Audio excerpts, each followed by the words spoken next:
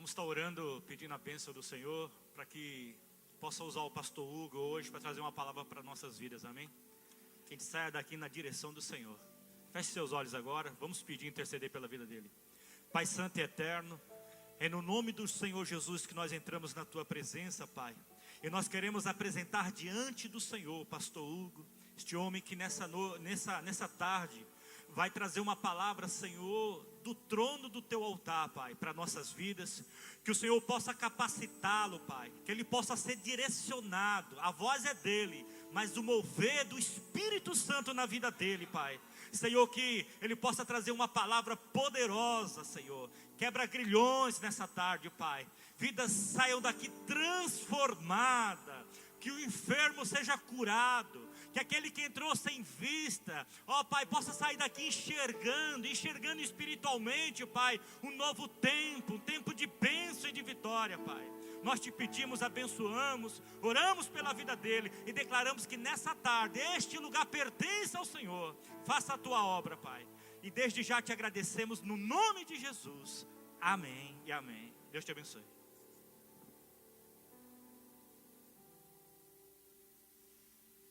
Oi, meus queridos, a graça e a paz do Senhor, graça e paz, irmãos.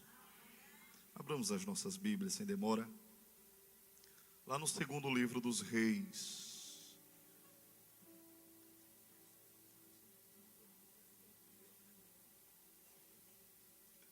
Segundo livro dos Reis, capítulo 18. Quero ler 2 textos hoje. Aliás, abramos logo 1 Reis, capítulo 18, verso 3 e 4. Primeiro livro dos Reis, capítulo 18, verso 3 e verso 4. E em seguida faremos também menção de 2 Reis, capítulo 4. Todos acharam? Primeiro livro dos Reis, capítulo 18, verso 3 e verso 4. Enquanto você procura, eu gostaria de louvar a Deus por mais esta oportunidade, bendizer ao Senhor, porque é sempre motivo de alegria nós podermos fazer menção da sua palavra. Louvar a Deus pela vida dos pastores que aqui estão, louvar a Deus porque Ele é bom e a sua misericórdia dura para sempre. Capítulo 18, verso 3 e 4 diz assim: E Acabe chamou a Obadias, o mordomo. Obadias temia muito ao Senhor, porque quando Jezabel exterminava os profetas do Senhor, Obadias tomou 100 profetas e de 50 em 50 os escondeu numa cova e os sustentou com pão e água. 2 Reis, capítulo 4, versos 1 em diante. Diz assim o texto sagrado: Certa mulher, das mulheres dos discípulos dos profetas, clamou a Eliseu dizendo: O meu marido, teu servo, morreu, e tu sabes que ele temia ao Senhor. E chegado o credor para levar os meus 2 filhos para lhe serem escravos. E Eliseu lhe perguntou: Que te hei de fazer? Dize-me, que é que tens em casa? E ela respondeu: Tua serva não tem nada em casa, senão uma botija de azeite. Então disse ele: Vai, pede emprestadas vasilhas a todos os teus vizinhos, vasilhas vazias, não poucas. Então entra e fecha a porta sobre ti e sobre teus filhos, e deita o teu azeite em todas aquelas vasilhas. Põe à parte a que estiver cheia. Partiu, pois, dele, e fechou a porta sobre si e sobre seus filhos. Estes lhe chegavam as vasilhas, e elas enchia. Cheias as vasilhas, disse ela a um dos filhos: Chega-me aqui mais uma vasilha. Mas ele respondeu: Não há mais vasilha nenhuma. E o azeite parou. Então foi ela e fez saber ao homem de Deus. E ele disse: Vai, vende o azeite, paga a tua dívida, e tu e teus filhos vivei do resto. Amém. Queridos, nós estamos aqui diante de uma leitura bastante conhecida das Sagradas Escrituras. E é interessante nós observarmos que a primeira leitura que fizemos menção, ela fala-nos acerca de um homem chamado Obadias. Só há na Bíblia 12 homens que são chamados com este nome. Entre eles o profeta Obadias. Mas aquele que me faz saltar os olhos é um personagem extremamente interessante. Porque esse homem, ele viveu em um dos momentos mais rubros da história de Israel. O nome Obadias significa servo do Senhor, ou adorador do Senhor. É interessante nós observarmos que as duas histórias, elas têm tudo a ver quando um historiador judeu, por nome de Flávio Joséfo, diz-nos que o esposo desta mulher era o mesmo Obadias, do capítulo 18 de 1 Reis, que nós fizemos menção. E nós observamos que o texto, ele faz questão de dizer-nos que aquele homem era detentor de uma qualidade que o diferenciava da sua geração. O texto nos diz que ele era um homem que temia ao Senhor. É interessante nós observarmos que ele viveu em um dos piores momentos de Israel, porque no reino do norte, dentre todos os reis que ali passaram, dentre todos os monarcas que ali passaram, é interessante que ele era contemporâneo de um homem chamado Acabe. Acabe era um homem extremamente mau. Acabe era um homem que não temia ao Senhor. E como se não bastasse isso, ele também casou-se com uma mulher por nome de Jezabel. Uma mulher que popularizou o culto a Baal dentro dos territórios de Israel. Uma princesa dos Sidônios. E neste momento, nesta época, neste período, Israel enveredou-se por um caminho de pecado, de apostasia, de uma maneira terrível. E esse homem, ele vivia nessa época. Lembremos-nos, por exemplo, da perseguição que se instaurou nesses dias. Quando o próprio Elias, temendo a sua vida, ele foge com receio de uma palavra que Jezabel disse: olha, se amanhã Elias estiver vivo, eu não quero mais estar aqui. E com medo daquela palavra, Elias foge, se esconde em uma caverna. Mas é interessante que esse homem, Obadias, ele ousou fazer algo diferente. Em meio à perseguição, ele pegou 100 homens, 100 profetas, e de 50 em 50, enquanto a perseguição estava terrível, ele servia ao rei. Mesmo assim, ele colocou-os em caverna, ele alimentou-os, ele sustentou aqueles homens diante daquele período de perseguição. Este homem não é alguém comum, esse homem é alguém que fora instrumento de Deus na vida daqueles 100 homens. Ele fora meio pelo qual Deus se utilizou para guardar a vida daqueles homens, para protegê-los daquela perseguição. Este é Obadias. Mas a história nos conta que esta que aparentava ser uma família perfeita, afinal de contas o homem teme ao Senhor. Afinal de contas ele é braço direito do rei. Afinal de contas é uma família que tem filhos. E sabemos a importância que era ter filhos dentro daquela cultura judaica. Tudo estava transcorrendo perfeitamente bem. Agora é interessante nós observarmos que um dia a morte bateu a porta daquela família. Um dia aquele homem que era o sacerdote do lar, o líder, ele morre. Eu estava lendo um artigo que dizia que a morte é uma das situações mais traumáticas na vida do ser humano. É algo que vem para destroçar a nossa alma. É algo que muitas vezes vem e vem para solapar a nossa fé. Muitas vezes nós nos desesperamos diante de cenários como este. E a Bíblia nos diz que a morte bate na porta deles. Obadias morreu. O pai morreu. O sacerdote morreu. E agora ela tem 2 filhos. E o normal seria que na ausência do pai, ela projetasse nos filhos todas as suas expectativas. Lembremos-nos, por exemplo, de Noemi.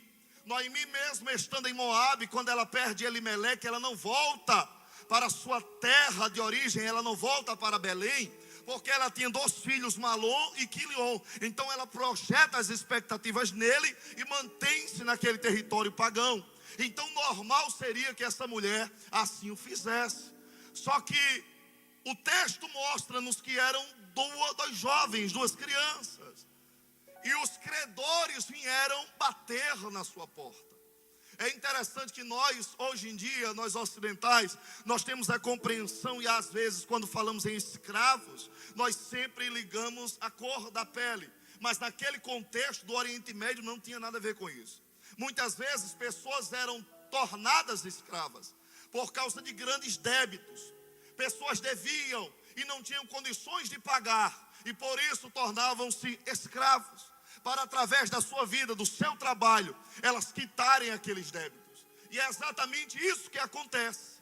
Bateram na porta dela dizendo: os seus filhos, eles serão arrancados de você para serem escravos. Eu lendo esse texto, eu imaginei, Deus, quantas vezes nós também passamos por situações como esta. Quantas vezes na nossa vida tudo está perfeitamente bem. Quantas vezes estamos com todas as coisas no lugar, mas de repente um acontecimento inesperado, abrupto, ele surge para tirar a nossa estrutura.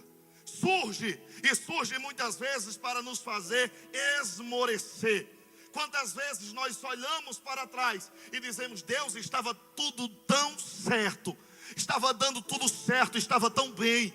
Se não fosse isso que aconteceu. É exatamente esta situação que essa mulher está vivenciando. E eu queria, nesta tarde, refletir com você uma coisa. Essa mulher, primeiro, quando ela está diante dessa circunstância, ela buscou auxílio no lugar certo. Sabe o que é que o texto está nos dizendo? Saiba para onde você ir, quando você não souber o que fazer. Saiba que direção você tomar quando não há um plano B para resolver a situação que você está vivenciando. É preciso nós compreendermos isso. Eu lembro de Marta e Maria. Quando o irmão está doente, elas sabiam para onde ir. Elas disseram: meu irmão está doente, então mande avisar Jesus que não está nada bem na minha casa. Eu me lembro do que disse Josafá: eu não tenho força, eu não tenho capacidade, eu não tenho condições, mas eu sei a quem recorrer. Os meus olhos estão postos no Senhor. Saber onde ir, saber que direção tomar, saber que foco, que lugar devemos fitar os nossos olhos quando não temos em nós mesmos a condição e a capacidade para resolver o problema que surgiu da nossa vida. Segunda coisa que eu observo no texto é que quando essa mulher ela vai ao profeta, e o profeta aqui era o representante de Deus na terra, ela está dizendo assim: eu não vou recorrer ao homem, eu não vou recorrer aos magos, eu não vou recorrer aos astrólogos, eu não vou recorrer a um agiota, não. Eu vou àquele que tem uma palavra de Deus para a minha vida. Eu vou atrás daquele que tem autoridade de Deus sobre a vida dele. Pega na mão do teu irmão e diga essa palavra de fé para ele. Quando você não souber o que fazer, saiba onde você deve ir. Sempre haverá um homem de Deus e uma mulher de Deus para te orientar, para te dar uma palavra, para dizer para você: levante a cabeça, nada está perdido na sua vida. Quando ela vai ao profeta, quando ela conta o seu dilema, ela está dizendo, sabe o que para o profeta, igreja? Ela está dizendo: eu não abro mão. Eu não abro mão daquilo que eu construí com muito sofrimento. Ela está dizendo: eu não abro mão da minha família. Bateram na minha porta e disseram: vou roubar, vou carregar, vou exaurir de você. Mas ela está dizendo: eu não abro mão. Eu sei o que eu chorei para ter. Eu sei o investimento que eu fiz. Eu sei quanto tempo eu dediquei-me a esta família. Não é ninguém que vai bater na minha porta e vai carregar. Eu quero liberar uma palavra de Deus para a tua vida. Levante a tua mão. Talvez a situação esteja difícil. Talvez a crise tenha se levantado. Talvez o seu casamento esteja ainda a ruínas. Mas Deus te diz nessa tarde: não abre mão da tua família. Não abre mão da tua casa. Não abre mão.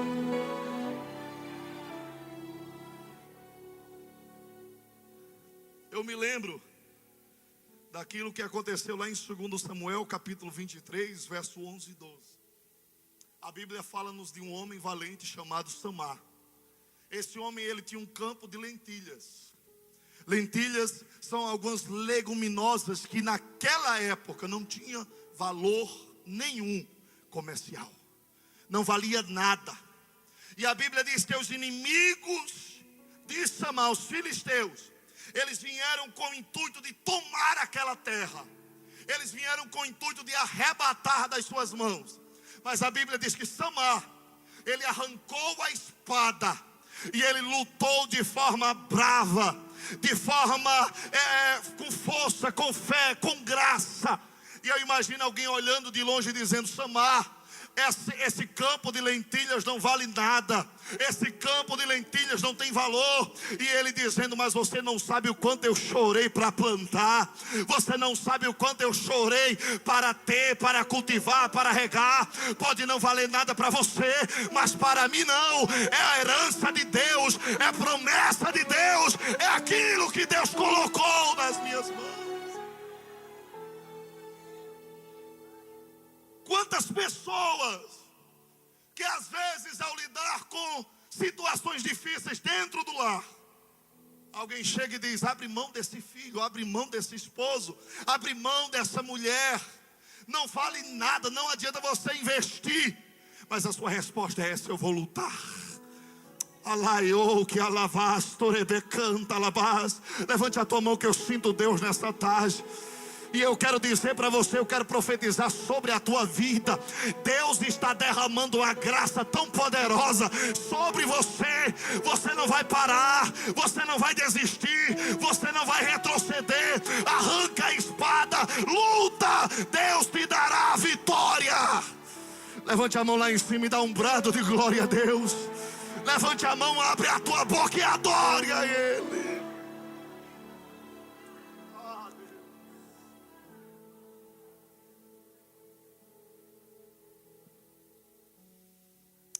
Não abra mão.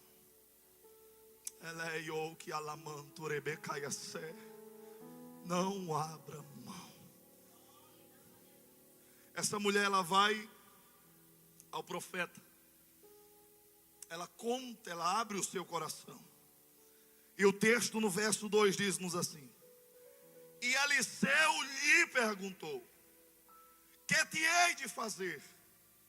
Dize-me o que é que tens em casa.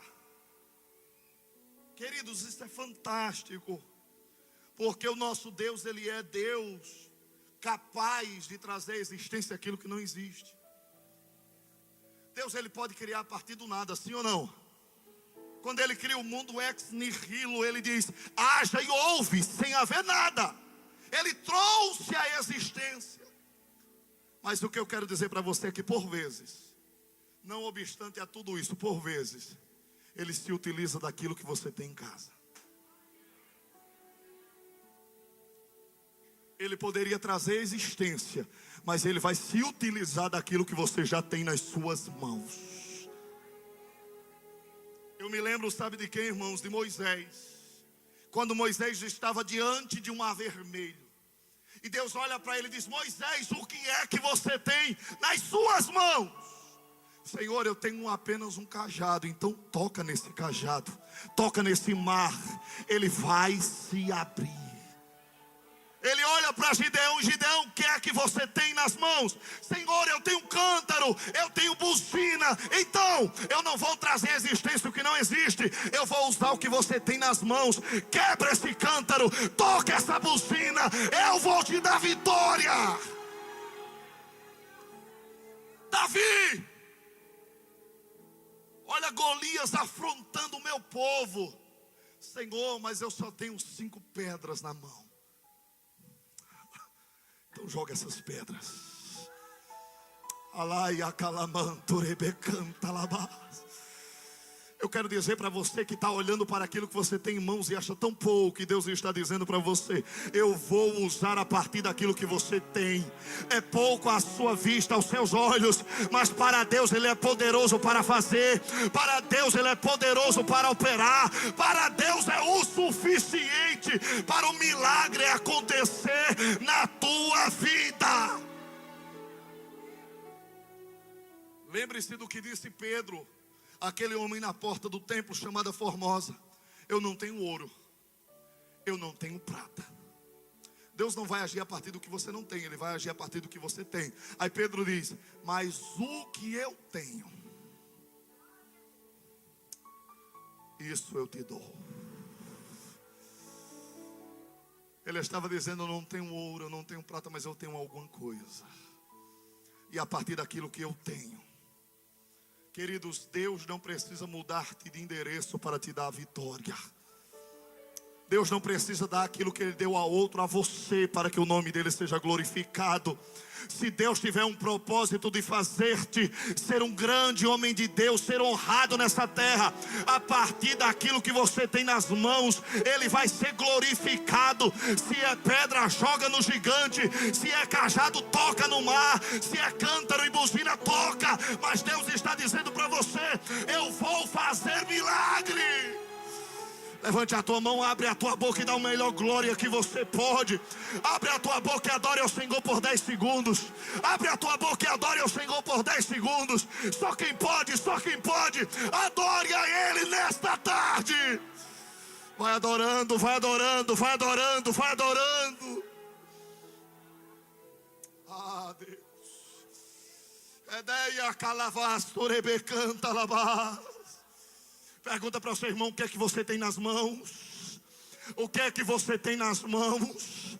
Não joga fora, não entrega a outro. Você tem nas suas mãos algo, e é a partir disso que Deus será glorificado. Oh, Espírito Santo de Deus. Ela olha, quando ele pergunta e diz: o que é que você tem em casa? Olha para cá, olha a resposta. A tua serva não tem nada em casa. Em seguida ela disse: não, uma botija de azeite. Queridos, quando ela diz que não tem nada, ela está dizendo: eu tenho algo, mas o que eu tenho não é proporcional à minha necessidade. É como se aquilo que eu tivesse fosse tão pouco, que diante da necessidade ele não é nada. Talvez se fosse outra pessoa que tivesse aquilo que eu tenho, seria o suficiente. Mas o que eu tenho diante daquilo que eu preciso não é nada. Eu acho maravilhoso, porque muitas vezes nós passamos por isso. São dias e momentos da vida que a conta não bate. São momentos da nossa vida que aquilo que temos em mãos parece ser tão ínfimo diante daquilo que eu preciso, daquilo que eu necessito, não bate. Mas como o nosso pastor presidente gosta muito de dizer, o Deus dos céus, a matemática de Deus é tão diferenciada, que na matemática comum 2 mais 2 dá 4, mas na de Deus 2 mais 2 dá o valor que Ele quiser. Eu vou dizer de novo, você não entendeu o que eu disse. A matemática de Deus é diferente. A matemática de Deus, o resultado é aquilo que Ele determinou. Olha o que ela diz: eu não tenho nada. Aí de repente essa conjunção adversativa, que tem como objetivo justamente contradizer o que ela acabou de dizer, que não tinha nada. Ela diz: eu não tenho nada.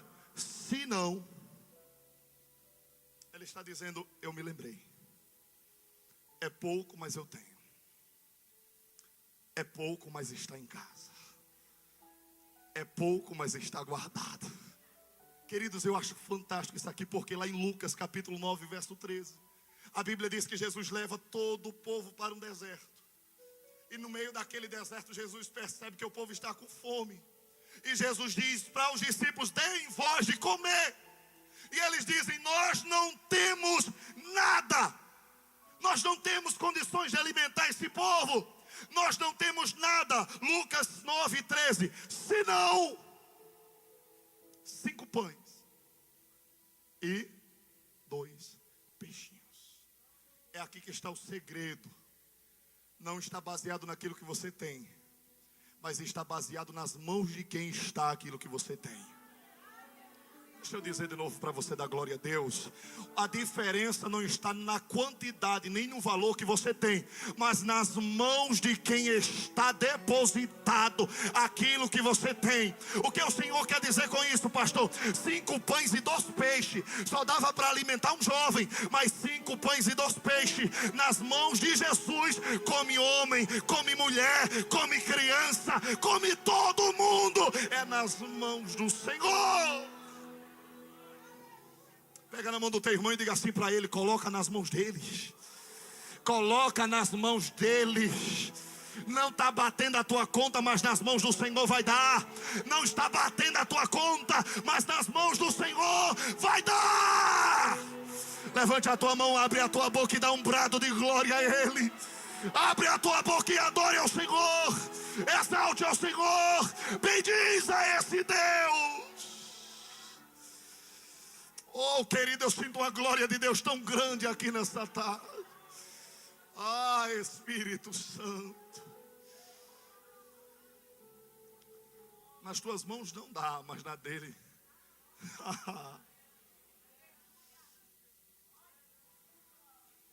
Eu só tenho apenas uma botija de azeite. Aí Deus diz, aí o profeta diz, no verso 3. Então disse ele: vai. Então disse ele o que, igreja? Então disse ele o que, igreja? Primeiro, haja. Se movimente. Saia dessa inércia. Não fique parada. Vai. Vai. Você já viu que está parada não vai resolver. Vai. Se movimenta. Age. Parte para cima. Levante a cabeça. Não desista. Levanta, ergue-te. E Deus será glorificado na tua vida. Vai. Toma vasilhas. Pede vasilhas emprestadas. Querido, isso aqui é demais. Porque Deus me ensina e te ensina através desse texto. Que as vias utilizadas por Deus para o milagre não são por cima, elas são por baixo. Pastor, como assim? A Bíblia nos diz lá em Provérbios 22:7 que aquele que toma emprestado é servo do que? Empresta. Quem está pegando algo emprestado, ele está se submetendo, ele está se humilhando de maneira às vezes até involuntária e imperceptível, mas ele está se humilhando. Ninguém vai chegar para pedir algo emprestado e vai chegar por cima. Ele chega sempre por baixo. Ele chega sempre devagar, ele chega sempre com cuidado, ele chega sempre com desconfiança. Está se humilhando. Aí é Deus dizendo para essa mulher: a diferença é que o meu milagre você não chega por cima. Oh, glória. A diferença é que para o meu milagre você não vai chegar de cabeça erguida no sentido de presunção, não. Você vai chegar se humilhando, você vai chegar se rasgando, você vai chegar se quebrantando, você vai chegar nos pés dele. Eu me recordo do que disse Naamã quando chega na casa de Eliseu e ele sai montado na cavalaria irado e dizendo: eu pensei que ele viria ao meu encontro. Eu pensei que ele faria uma oração e passaria a mão sobre a lepra. E eu imagino Deus olhando lá de cima e dizendo: na mão, o problema é que você veio por cima. Quem alcançou o milagre de Jesus veio por baixo. A mulher do fluxo do sangue, ela não tocou na gola das roupas de Jesus, ela tocou nas borlas, ela tocou na parte inferior, ela veio por baixo. O leproso, ele não veio por cima, o leproso veio prostrando-se aos pés do Senhor. Jairo era príncipe da sinagoga, mas ele não veio batendo de frente, peitando Jesus, não. Ele veio dobrando-se diante do Senhor. Então receba essa palavra nessa tarde. Não adianta você querer vir por cima, não adianta você querer bater o pé e dizer que determina, que nós não determinamos coisa nenhuma. Precisamos nos rasgar diante dele, é nos humilharmos na presença dele, e ele será glorificado.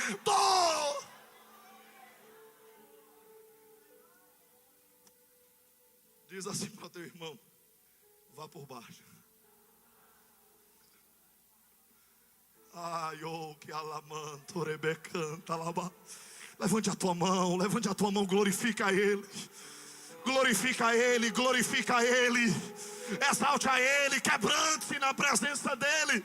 A Bíblia nos diz: rasgue o seu coração e não as suas vestes.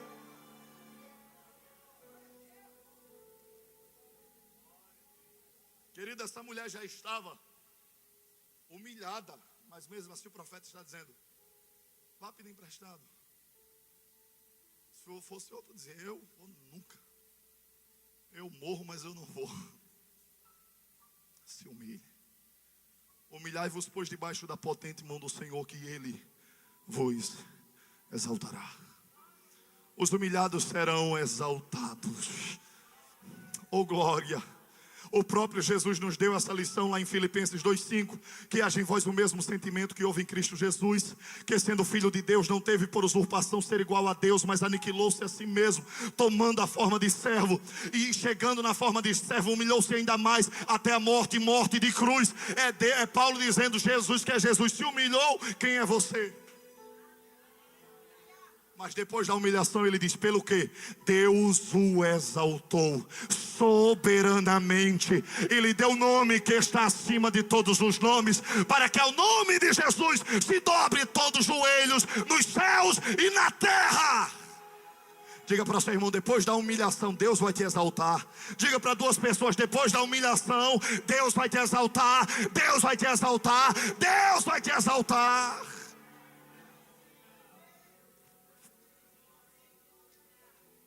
Olha o verso 3. Peça vasilhas emprestadas a todas as tuas vizinhas. Aí, eu imagino quando ela vai se ausentando, o profeta fala: ei,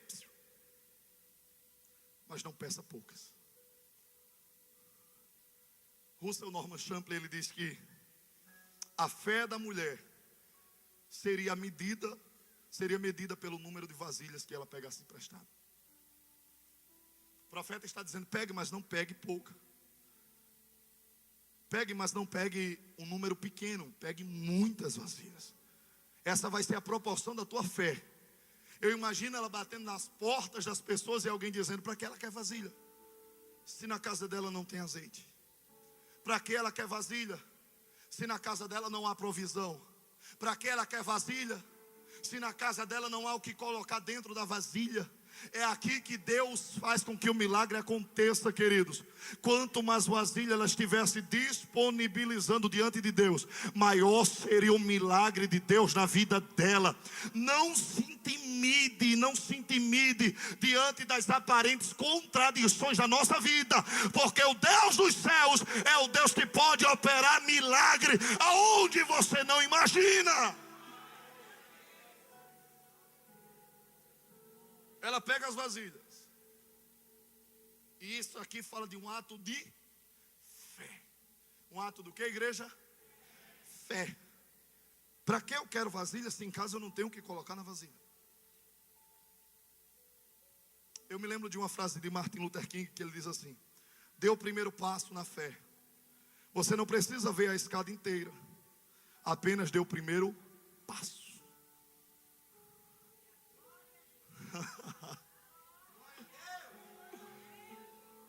eu não estou vendo nada. Mas se ele disse que era para pegar vasilhas, eu quero uma, eu quero duas, eu quero três, eu quero quatro, eu quero cinco, eu quero seis. Eu não preciso ver para crer, eu quero crer para que eu veja. A fé, ela é justamente o firme fundamento das coisas que não se esperam e a prova daquelas que eu não vejo. Eu não estou vendo nada, mas pela fé Deus está produzindo, Deus está gerando, Deus está prosperando. É Deus.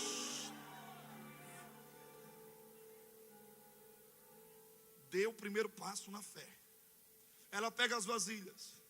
Aí olha a outra orientação, verso 4.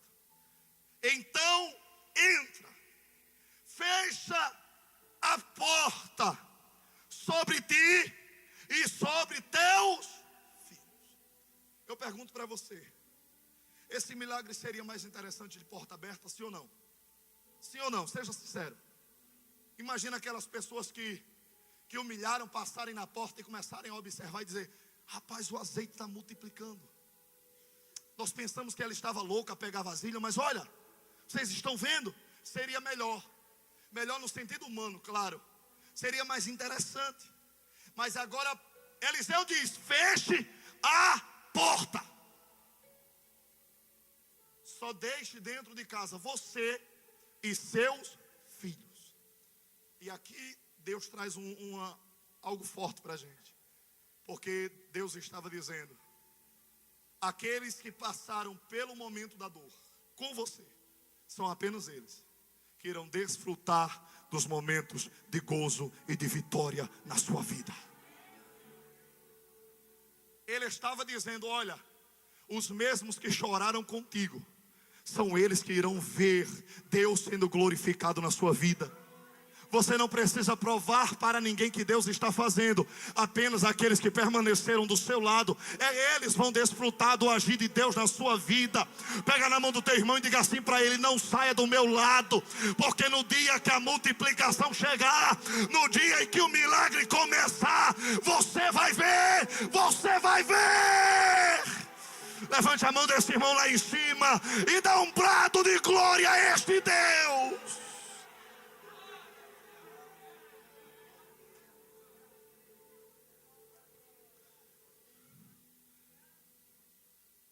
Eles fecham a porta, começa a colocar azeite, e as vasilhas começam a encher. Até que um dado momento ela diz: traga mais vasilha. E os meninos respondem: não tem mais vasilha.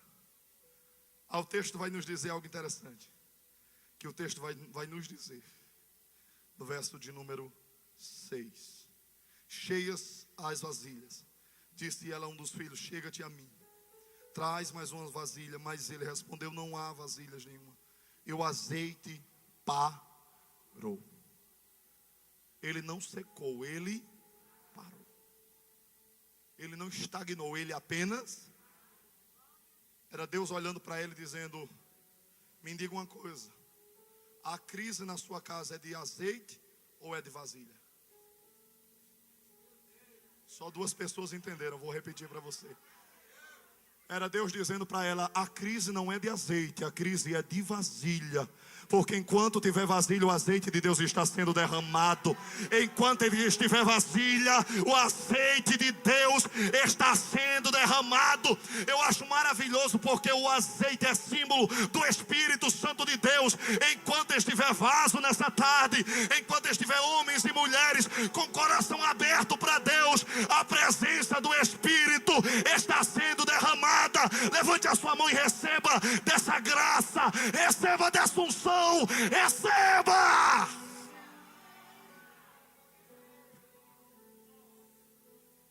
Oh Deus! Verso 7, a gente termina. Então foi ela e fez saber ao homem de Deus, e lhe disse, e ele disse: vai, vende o azeite. E faz o quê? E faz o quê? Queridos, me seja sincero, se o milagre terminasse aqui, estaria bom ou não? Vendo o que você tem, você vai quitar suas dívidas. Seus filhos vão ficar contigo. Não vai haver mais credores batendo na sua porta. Você não vai ser mais humilhada. Você pode dormir em paz. Então, se o milagre parasse aqui, já seria o suficiente.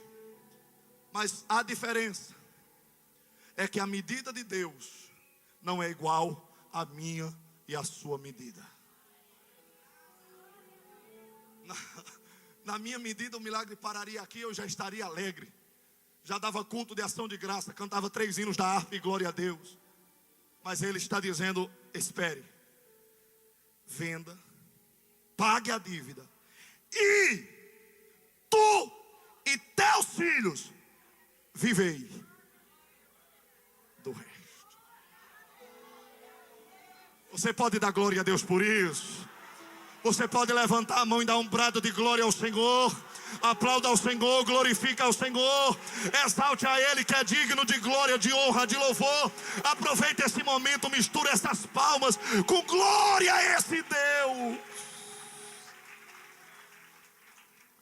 A medida de Deus não é igual à minha medida. Pastor, como é a medida de Deus? Lucas 6,38, não precisa abrir. O texto diz, a medida de Deus, primeiro, é boa medida, recalcada, sacudida e... Deixa eu explicar para você o que é isso. Seria a medida de um saco de grãos. Essa é a linguagem. Recalcar é calcar novamente. Pegava um saco de grãos, enchia-o até a boca. Vou falar bem interiorando. Enchia completamente o saco. O que é recalcar? É dar aquelas pancadas. Pof, pof, pof, pof. Aí coloca mais grãos. A do pipoqueiro também, boa. Recalcada. Calma, calma, calma. Recalcada. Depois de recalcada, ela é o que? Sacudida. Pegava um saco de grãos e fazia isso aqui, ó.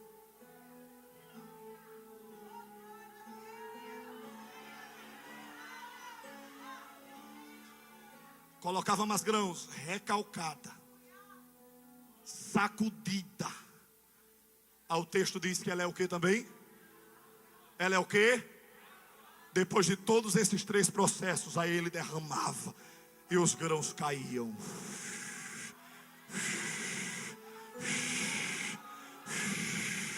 Essa é a medida de Deus na sua vida.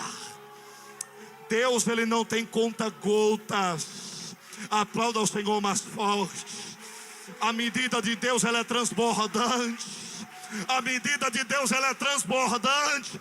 A medida de Deus, ela é transbordante. Eu me lembro do dia em que os discípulos estavam lá no meio do mar. Não pegaram nada e de repente Jesus diz, lança do lado direito. E eles jogam. E a Bíblia diz que encheram os barcos. Mas a medida de Deus, como é tão grande, eles precisaram dar com as mãos para os outros barquinhos. Ei, vem para cá. Aqui onde Deus está derramando a bênção, aqui a medida é diferente. Aqui não vai encher só o meu barco, vai encher o seu. Aqui o que Deus vai fazer não vai me beneficiar unicamente, mas vai beneficiar a muitos. Fica de pé nessa tarde, glorificando ao Senhor.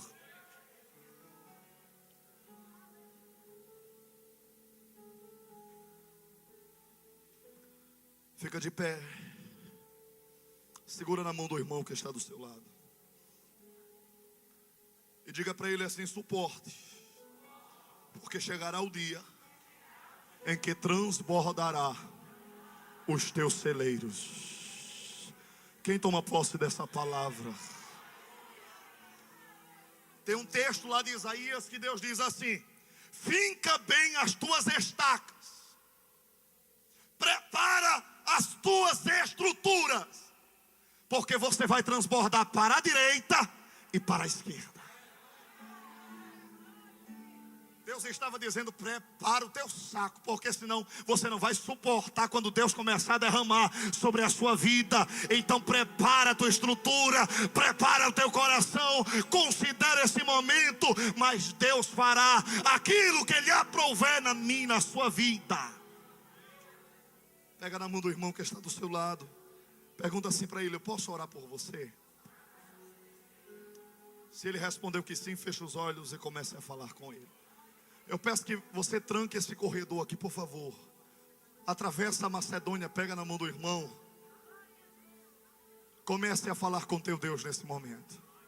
Comece a falar com teu Deus nesse momento. Pessoas que adentraram essas portas nessa tarde, e adentraram essas portas vivenciando momentos de pressão terrível. Pessoas que adentraram por essas portas e que adentraram sem esperança nenhuma, sem expectativa nenhuma. Mas Deus está dizendo para pessoas nessa tarde: eu sou o teu Deus, o Deus que faço na hora certa, o Deus que não te deixarei ser envergonhado e envergonhada. Vai falando com Deus, vai glorificando a Deus, vai bendizendo, vai exaltando. Abre essa tua boca, comece a exaltar aquele que é digno de glória, que é digno de honra, que é digno de todo louvor, de toda exaltação. Aproveite esse momento.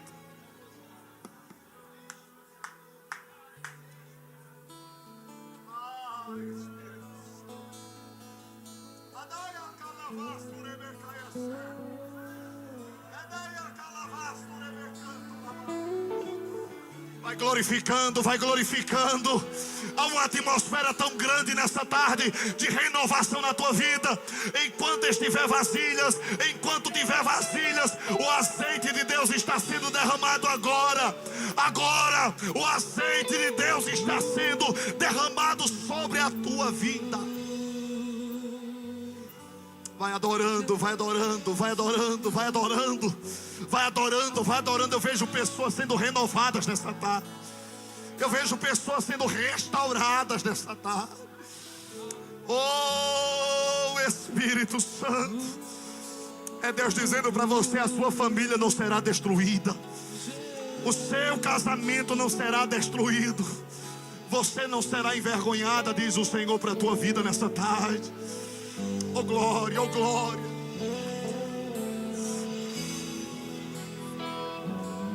A honra, a glória, a força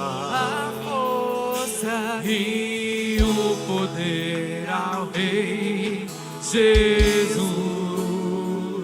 e o louvor.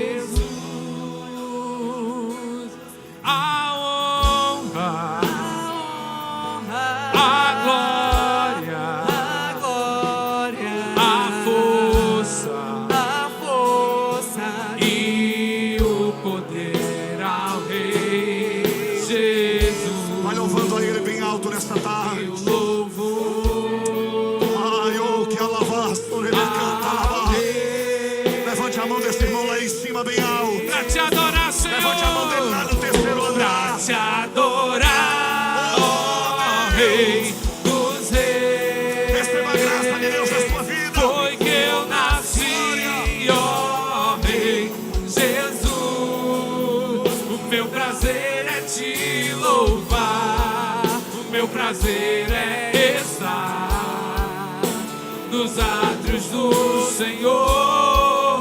Meu prazer é viver na casa de Deus, onde flui o amor. Bem baixinho. Queridos, em nosso meio tem alguém que não é evangélico? Levante a sua mão, por favor, para que eu possa conhecer. Tem alguém? Tem uma pessoa, mão levantada lá atrás. Mais alguém?